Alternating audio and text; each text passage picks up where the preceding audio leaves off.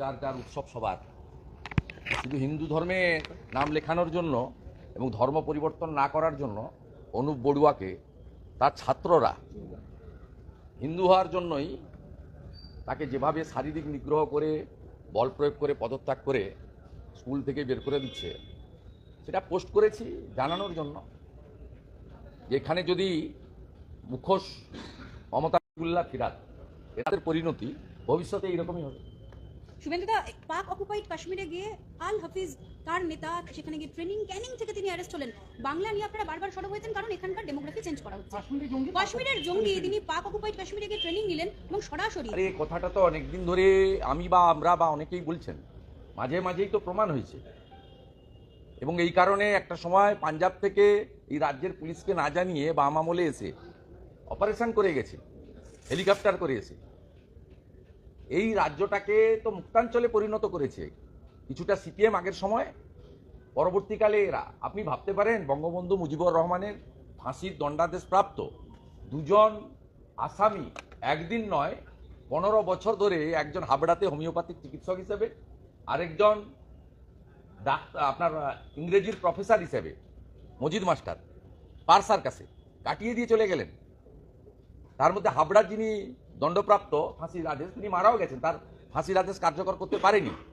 আর এই 2 বছর আগে 3 বছর আগে 22 সালে আমাদের এনআইএ এবং ন্যাশনাল সিকিউরিটি তারা পারসার কাছ থেকে মজিদ মাস্টারকে তুলে নিয়ে গিয়ে মাজেদ মাস্টারকে তুলে নিয়ে গিয়ে তার ফাঁসির দণ্ডাদেশ কার্যকর করেছে ঢাকাতে। এটা কতবার প্রমাণ হয়েছে। এই রাজ্যে যে সরকার আছে, এই সরকার ভোট ব্যাংকের জন্য, তুষ্টিকরণের জন্য, হাই অ্যাপেজমেন্ট পলিটিক্স করার জন্য এখানে জঙ্গিদেরকে মদত করছে এবং রাজ্যসভায় পাঠায় সিমিল লোককে। পিএফআইর প্যারেডে ফরাক্কা টিএমসির এমএলএ যোগদান করে। তার বাইরেও এবারের লোকসভা নির্বাচনে তৃণমূলের প্রার্থী তালিকায় এমন একজন ছিল যার সঙ্গে এই ধরনের গোষ্ঠীর সঙ্গে যোগাযোগ আছে এবং তাদের অর্গানাইজেশনে বাইরে থেকে টাকা আসে, সেসব প্রমাণও আমাদের কাছে আছে। হাফিজ সাইদের সাথে যোগাযোগ, ক্যানিং থেকে তিনি যোগাযোগ করলেন, তিনি ট্রেনিং নিলেন। রাজ্যের ইন্টেলিজেন্স কোথায়, আমরা কোথায় বাসি করছি? হাফিজ সাইদ এবং তিনি সেখানে এর উত্তর আপনারা সাহস আছে যদি মাঝে মাঝে যিনি উদয় হন নবান্নতে তারকে জিজ্ঞেস করুন। তিনি তো পুলিশও মন্ত্রী, 13.5 বছর ধরে চালাচ্ছেন এই বাংলায়। 6-0 করলেন, বলছেন সব ভোটেই জিতছেন তিনি। যারা জেতাচ্ছেন তো লোক দেখতে পাচ্ছে। কিন্তু রাজ্যের নাম চলে আসা লস্করের সঙ্গে তাতে এই রাজ্যের কি আছে? এই রাজ্যের কোনো তাতে কোনো ক্ষতি হয়েছে নাকি? অনুশোচনা আছে না অনুতাপ আছে? মিথ্যা মামলা করতে ব্যস্ত।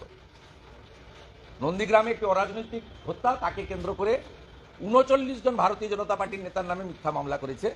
সে আমি প্রমাণ করে দেবো। গত সপ্তাহে মামলা করেছিল, হাইকোর্টে প্রমাণ হয়ে গেছে। আবার মিথ্যা মামলা করেছে 39। তার মধ্যে পঞ্চায়েত সমিতির চেয়ারম্যান আছেন, প্রধান আছেন, কর্মাধ্যক্ষ আছেন। সেই 2021-এর রাগ, হারের রাগ আবার হারাবো 26 সালে। নন্দীগ্রামে তৃণমূলকে পেটালে আইসি বদল হচ্ছে, বিরোধীদের উপরে তো আক্রমণ হয়, সেক্ষেত্রে তো আইসি বদল না, এটা তো ওদের সন্তুষ্ট। এই সিপিএমও করেছে। সিপিএম নন্দীগ্রাম আন্দোলনের সময় 1.5 বছরে 7টা এসপি চেঞ্জ করেছে। গঞ্জে অনিল শ্রীনিবাস থেকে শেষ বাস্তব বৈদ্য, অশোক বিশ্বাস, অশোক দত্ত, এস পান্ডা, কোনো এক্সপেরিমেন্ট কাজ করেনি বুদ্ধদেববাবু সেই সময় সিপিএমের। ওই লোকাল লোকরা বলতো, জেলার লোকরা বলতো এসপিকে বদলে দেন। এভাবে হয় নাকি? মানুষ সঙ্গে না থাকলে পুলিশ বদল করে কি করবেন আপনি? আমি তো অপেক্ষা করছি। বললেই তো 21 সালে 5 মেন জাজের বেঞ্চ, জাস্টিস বিন্দালেন বেঞ্চ, তারা ন্যাশনাল হিউম্যান রাইটস কমিশনকে পোস্ট পোল ভায়োলেন্সের তদন্ত করতে বলেছিল। তাতে যে 19 জন দাগি কুখ্যাত লোকের নাম ন্যাশনাল হিউম্যান রাইটস কমিশন জমা দিয়েছে, তার মধ্যে শপথ মোল্লা অন্যতম। আমি তো কাগজে দিয়ে বসে আছি, ওনার লাভ লেটার পেলেই তো আমি উত্তর দিয়ে দেবো। I am waiting for that letter, eagerly waiting. আপনার বিষয়ে মন্তব্যের জেরে অর্জুন সিংয়ের বাড়িতে আছে পুলিশ। আপনার বিষয়ে মন্তব্যের জেরে বোঝা যাচ্ছে অর্জুন সত্যি কথা বলেছে। আমি এতদিন এগুলো বলিনি। বোঝা যাচ্ছে পায়ে কাঁটা ফুটেছে মমতা ব্যানার্জি। এই চক্রান্তের সঙ্গে মমতা বন্দ্যোপাধ্যায়ের লোকজনও যুক্ত, শাসক দলের লোকজনও যুক্ত। সত্য গায়ে লেগেছে। তাহলে 26 তারিখ তো পেরোলো, 26 তারিখ তো পেরিয়ে গেল। কি বেরোলো? আপনার বিষয়ে যে বলেছেন, ভাই আমি এ নিয়ে মন্তব্য করিনি, করবো না। যারা আপনাদেরকে ইনপুট দিয়েছে টক টু দেম। শুভেন্দুদা, নিয়োগ দুর্নীতি আমি এগুলো নিয়ে মন্তব্য করি না। শুভেন্দুদা, আমি সন্দেশ সিপিএম এর দ্বারা আক্রান্ত হয়েছি, আমার হাত ফ্র্যাকচার হয়েছে। আমি তৃণমূলের দ্বারা একাধিক জায়গায় আক্রান্ত হয়েছি, একাধিক জায়গায় গাড়ি ভেঙেছে তৃণমূলের মুসলমান গুন্ডারা। তারপরে এই রাজ্য সরকার যে সমস্ত জঙ্গিদেরকে আমদানি করেছেন মুর্শিদাবাদে, ক্যানিংয়ে, তারা করতে পারে। সত্যটা সত্য হিসাবেই বলবো। বাংলাদেশে সনাতনীরা, হিন্দুরা আক্রান্ত, অত্যাচারিত, মন্দির ভাঙছে। আমি প্রথম ভারতীয় এবং সনাতনী, তারপরে রাজনীতি। আমার রাজনৈতিক পরিচয় পরে, কিন্তু আমি আমার ধর্মসত্তা বিসর্জন কোনোদিন দিতে পারবো না। এটা আমাকে গীতা শিখিয়েছে। স্বাভাবিকভাবে